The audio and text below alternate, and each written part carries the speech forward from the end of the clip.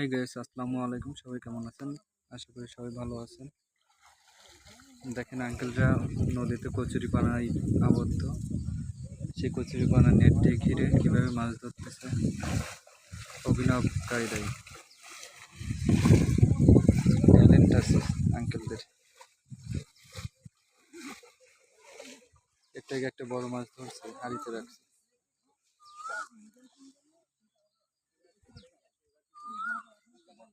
আপনাদের কাদের কাদের অঞ্চলে এরকম এইভাবে এই সিস্টেমে মাছ ধরে কমেন্টে জানাবেন।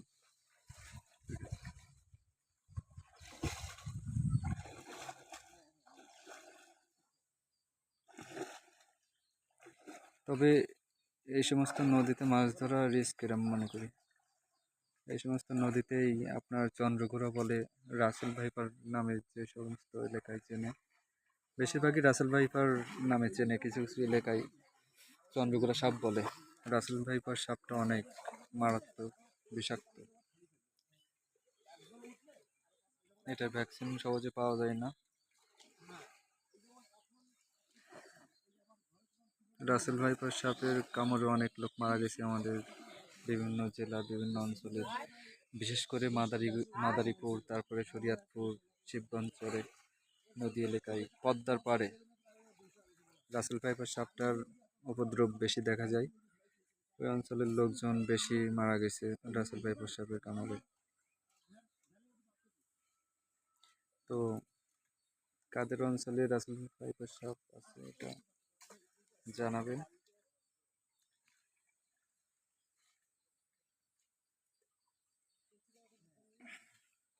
আসলে ভিডিও করার অভ্যাসটা তেমন নাই, কথা হচ্ছে একটু জড়তা আছে।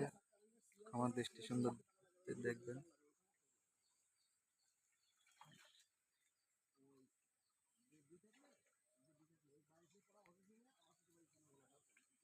দেখেন এই সমস্ত কচুরিপানায় তো আবার সাপ থাকে। রাসেল ভাইপার সাপ, চন্দ্রগোড়া সাপ বলে আপনাদের এদিকে, সাবধানেই করেন।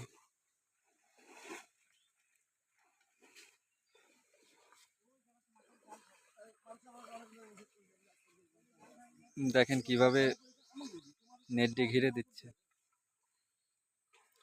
ডাবল নেটে ঘিরা না, পুরা কচুরিপানা দিয়ে ঘিরে ফেলেছে। ঘিরে ফেলে এখন কচুরিপানাগুলো উঠাই ফেলাবে, তারপর আস্তে আস্তে নেটটা 2 মাথা ধরে টেনে টেনে উঠাবে, যেন মাছ কোনো দাঁতে না সরে যেতে পারে।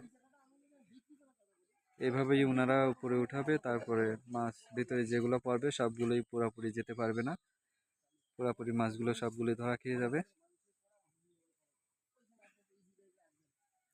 আঙ্কেল, আপনারা কতদিন যাবত এরকম মাছ ধরেন নদীতে? 4-5 বছর। কখনো কি রাসেল ভাইপার সাপ দেখছেন এই কচুরিপানার ভিতর?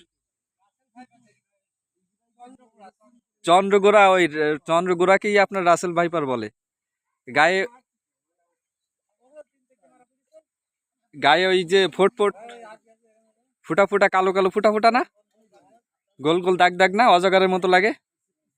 ওটা কিন্তু বিশাল বিষাক্ত। ও কামড়ালে কিন্তু, হ্যাঁ হ্যাঁ, কামড়ালে কিন্তু মানুষ বাঁচে না কিন্তু সহজে। ওইটার ওই সাপ, খবরদার, খুব সাবধানে কাজ করবেন। বিষাক্ত সাপ কিন্তু অনলাইনে আমরা এই প্রায় প্রায় দিনই দেখতে পারি যে আপনার বিভিন্ন জায়গায় সাপে কামড়ে মারা গেছে চন্দ্রগোড়া সাপে। ওইটা আঞ্চলিক ভিত্তিক, কিছু জায়গায় চন্দ্রগোড়া বলে, আবার রাসেল ভাইপার তো এটা হচ্ছে বইয়ের ভাষা। ওইটা রাসেল ভাইপার বললে সব জায়গার লোকই চেনে। আর আঞ্চলিক ভিত্তিক হয়েছে আপনার চন্দ্রগোড়া সাপ। আপনারা এর ভিতরে এইভাবে মাছ ধরতেছেন, আমার দেখেই ভয় করতেছে। হ্যাঁ, গরিবে জন্ম নিছি, জন্ম নিয়ে তো পেটের দায়ে তো এগুলো করা লাগবেই আমাদের, কিচ্ছু করার নাই। গরিবের জীবন মানেই রিক্স। রিক্স নিয়ে, জীবনের ঝুঁকি নিয়ে এগুলো কাজ করা লাগেই। মরার কথা চিন্তা করলে তো পেটে ভাত জুটবে না।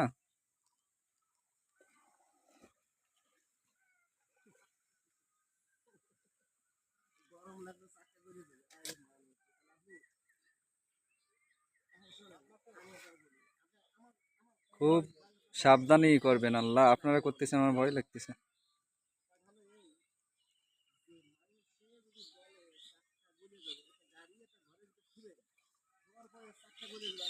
তো সবাই দেখলেন কিভাবে মাছ ধরতেছে, শেষ পর্যন্ত দেখেন।